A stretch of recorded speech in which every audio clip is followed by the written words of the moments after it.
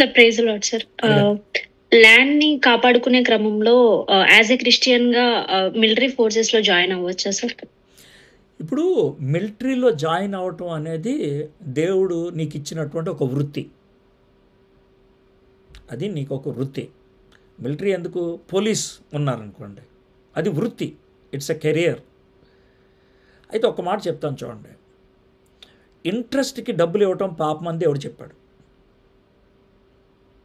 బ్యాంకులో డబ్బులు వేయటం తప్పని చెప్పలేదు దేవుడు. నేను ఈ ఎగ్జాంపుల్ ఎందుకు ఇచ్చానంటారేమో, దాని నుంచి మీరు అడిగిన ప్రశ్నకి మీకు తీసుకొస్తాను. ఇంట్రెస్ట్కి నువ్వివ్వటం అనేది తప్పు.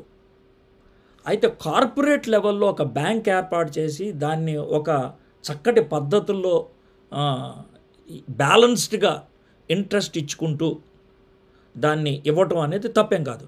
యేసుప్రభు వారు కథ చెప్పారు. 5 తలాంతులు, 2 తలాంతు, 1 తలాంతు. 1 తలాంతోడిని ఏమన్నాడు తెలుసా? బ్యాంకులో పెట్టి ఉండాల్సింది కదా డబ్బులు, ఇంట్రెస్ట్ వచ్చేది. అదే దేవుడు నువ్వు ఇంట్రెస్ట్ ఇవ్వద్దు ఇక్కడగానే అన్నాడు. సో ఇండివిజువల్గా చేయటం పాపం. అది గ్రూప్గా, కార్పొరేట్గా, ఒక గవర్నమెంట్ లెవెల్లో చేయటం అనేది తప్పు కాదు. ఇన్ ద సేమ్ వే ఒక వ్యక్తి తప్పు చేస్తే నేను కొట్టాను అనుకోండి, వాడికి రక్తం వచ్చేట్లు పాపం వాడు దొంగతనం చేయడానికి వచ్చాడు అని కొట్టా, రక్తం వచ్చింది. పోలీసులు దొంగతనం చేశాడని వాడిని పట్టుకుంటారు. వాడికి రక్తం వచ్చేటట్లు కొట్టామని నిన్ను కూడా పట్టుకుంటారు. అయితే ఆడనే పోలీసులు కొట్టారనుకోండి, అది తప్పు కాదు, పద్ధతిలో తప్పు కాదు. సో ఇది కార్పొరేట్ లెవెల్లో పనిష్మెంట్ ఈజ్ నాట్ బ్యాడ్. దాన్ని మన చేతుల్లోకి, దీన్నే చట్టాన్ని చేతుల్లోకి తీసుకోవద్దు అనే మాట చెప్తారు. ఇప్పుడు ఈ 2 ఎగ్జాంపుల్ చెప్పిన తర్వాత ఇప్పుడు మిలిటరీలోకి వెళ్తాను. దేవుడు నీకు ఇచ్చిన పిలుపుని బట్టి బార్డర్ సెక్యూరిటీ ఫోర్స్లో మిమ్మల్ని పెట్టారు. భారతదేశం బార్డర్ సెక్యూరిటీ ఫోర్స్. సో భారతదేశం అనేటువంటి ఈ భూమికి నువ్వు సెక్యూరిటీగా ఉంటున్నావు కాబట్టి నీ డ్యూటీ నువ్వు చేస్తావు.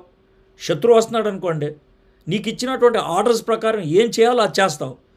ఆ టైంలో శత్రువును ఒకవేళ షూట్ చేసావనుకో, you are not at wrong, you are done your duty.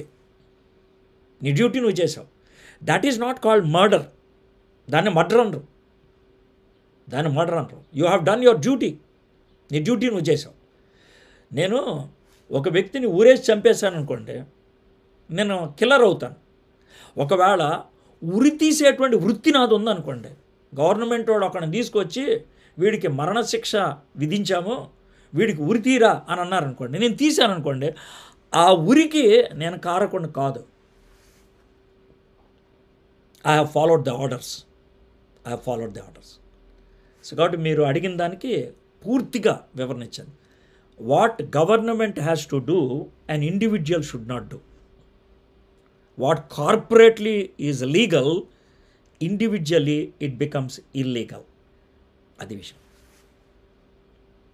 Got it, sir. Thank you, sir. Thanks for the explanation.